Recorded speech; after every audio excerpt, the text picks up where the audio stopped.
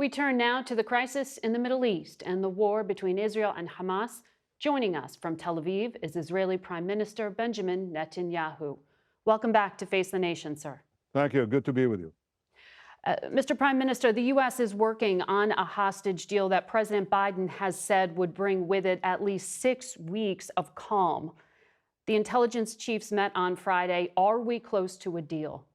Well, I'm not sure the exact duration, but I can tell you that we're all working on it.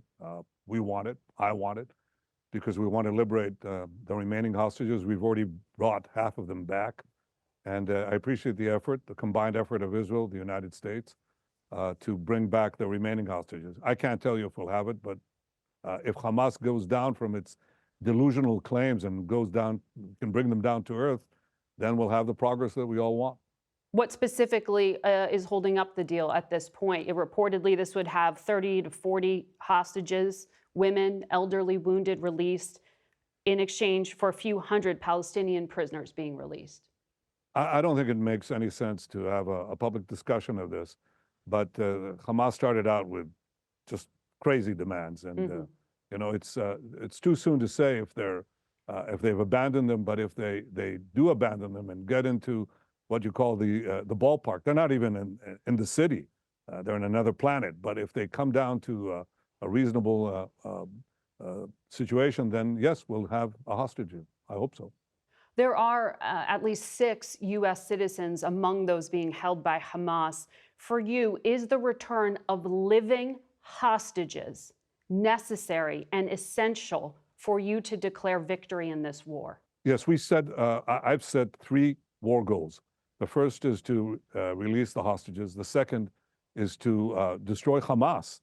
And the third is to ensure that Gaza does not pose a threat to Israel in the future. And obviously, the 3 are intertwined. They're achieved basically by our very effective and often heroic military operation, and also by tough negotiations. We're combining the 2, and I hope it yields the result. But understand that unless we have total victory, we can't have peace. We can't leave Hamas in place. We can't leave a quarter of Hamas battalions in Rafah and say, well, that's fine. They'll be there. It's like saying a quarter of ISIS will be left and with a defined territory, because you know they'll reconstitute themselves immediately. So total victory is important to achieve the war goal of destroying Hamas, of releasing the hostages, and ensuring that Gaza doesn't pose a threat. But I think it also is essential for any future peaceful Middle East. Sure, but on the the defeat issue for the Iran terror axis. On the issue of the hostages, as you know, time is of the essence here. So if this deal happens and there are 6 weeks of calm that go with it, does that provide an opening to end this war, or will you still go into southern Gaza, into Rafah, regardless? Yeah, well, victory is within reach, and you can't have victory until you eliminate Hamas. Hamas is a terrorist organization that, once we begin the Rafah operation, the intense phase of the fighting is weeks away from completion. Not months, weeks away from completion. And that is, we've already destroyed 18 out of the 24 Hamas terrorist battalions. So we have and 4 of them are concentrated in Rafah. We can't leave the last Hamas stronghold without taking care of it. Obviously, we have to do it. But understand, too, that I've asked the army to submit to me a double plan. First, to evacuate, to enable the evacuation of the Palestinian civilians in Gaza. And obviously, second, to destroy the remaining Hamas battalions. That gets us a real distance towards the completion of our victory. And that we're not going to give it up. If we have a deal, it'll be delayed somewhat, but it'll happen. If we don't have a deal, we'll do it anyway. It has to be done because total victory is our goal, and total victory is within reach. Not months away, weeks away, once we begin the operation. Well, the White House says they need to see a credible and executable plan to protect civilians and the 1.4 million people who are sheltering in southern Gaza. This morning, the White House says they still have not seen such a plan, and no major military operation should proceed without it. Have you approved the plans that you said you've asked for? Actually, Margaret, I'm going from here to a meeting with the general staff where they're going to show me this dual plan. Okay. A plan to evacuate and a plan to dismantle those remaining battalions. So yes, by the way, we agree on this. I mean, we don't have to be prodded. We're on the same page with the U.S. on this because that's how we do it. The reason you have that population in Rafah is because we actually cleared them away from the other places, the zones, combat zones that we had. That's why they're there. So now there's room for them to go north of Rafah to the places that we've already finished fighting in. That's where you're going to move. Basically what we're going to do.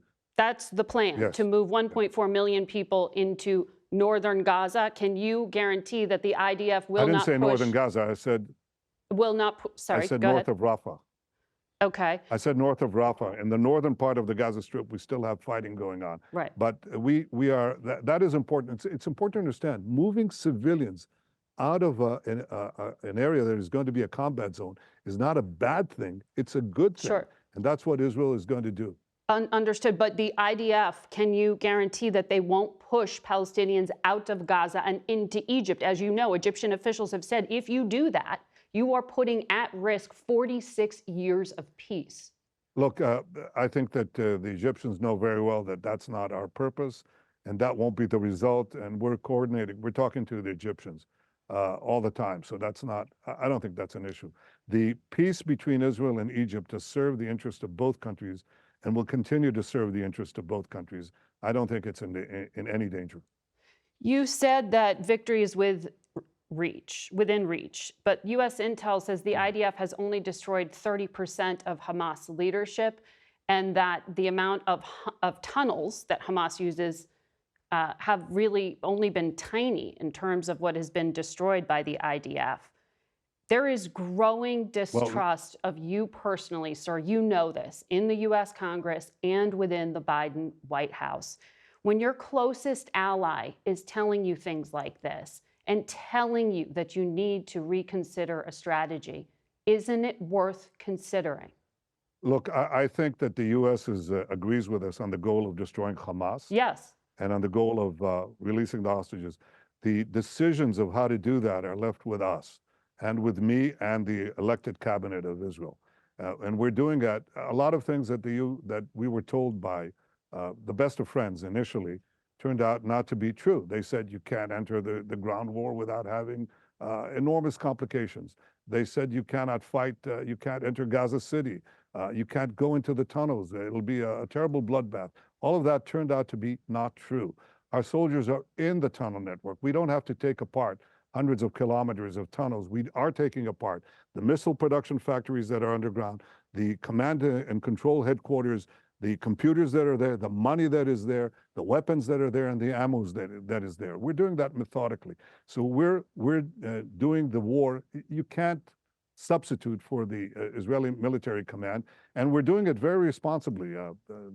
John Spencer, who's the head of urban warfare at West Point, says that no other army has gone to the lengths that Israel's army has gone to clear civilians out of harm's way, even though Hamas is doing everything to keep them in harm's way. Oh, sure, but the former head of Central Command was on this program just a few weeks ago and said basically you have not articulated any specific end game here. So, but putting that aside, I want to come back to a few different things you said. Wait a minute, Margaret, hold on. You lob these grenades at me and you keep on moving.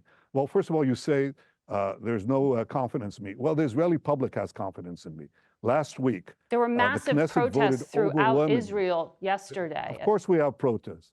We have protests. Israel is a democracy. We've had protests for 30 years.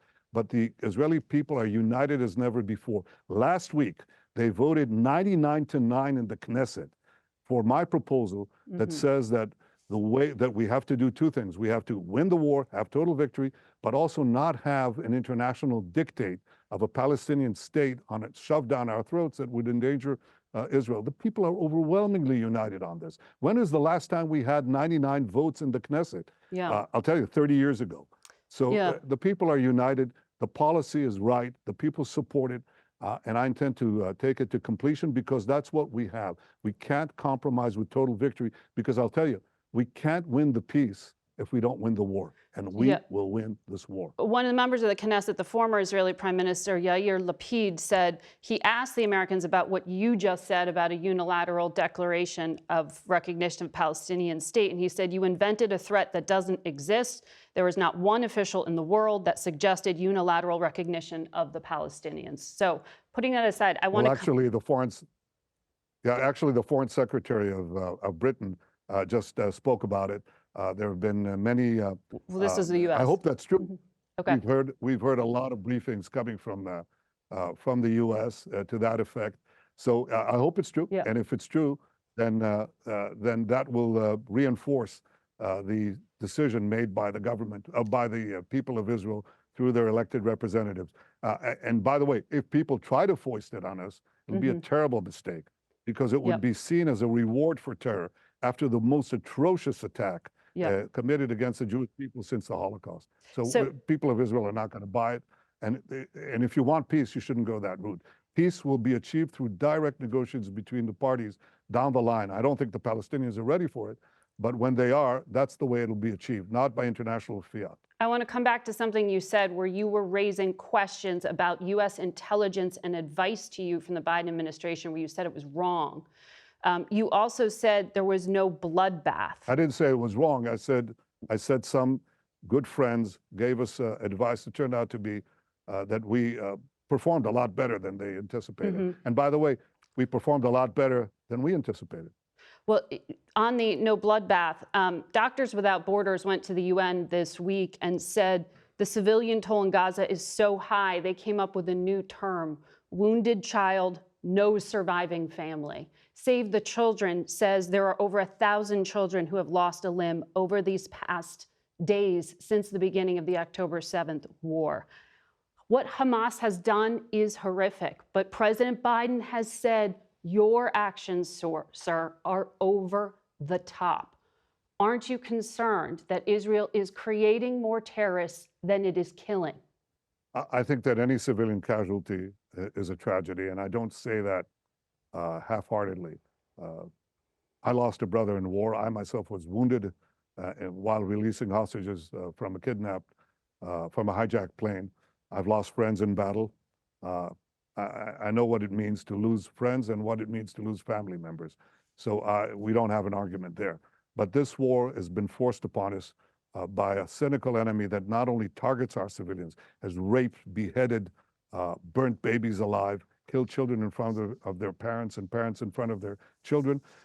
This enemy not only targets civilians, but hides behind civilians, Palestinian civilians.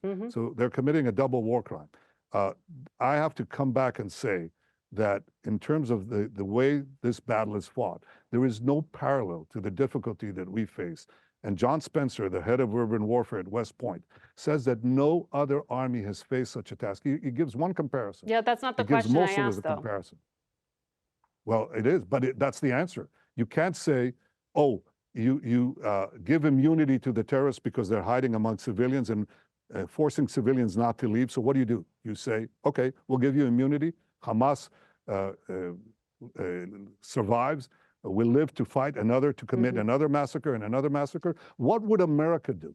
Yeah. What would America do, Margaret, if you faced the equivalent of 20 9/11s, 50,000 Americans slaughtered in one day, 10,000 Americans, including mothers and children, held hostage? Would you not be doing what Israel is doing? You'd be doing a hell of a lot more. And all Americans that I talk to, nearly all say that. So Israel has gone to extraordinary lengths, calling up people, civilians, Palestinians in Gaza, telling them, leave your home, sending pamphlets. We have done that effort. Hamas tries to keep them at gunpoint. We'll clear them out of harm's way. We'll complete the job and achieve total victory, which is necessary to give a secure future for Israel, a better future for Gaza, a better future for the Middle East, and a setback for the Iran terror axis. That's in all our interest. It's in America's interest, too. Mr. Prime Minister, I'm told we are out of time. Face the Nation will be back in 1 minute. We hope you'll stay with us.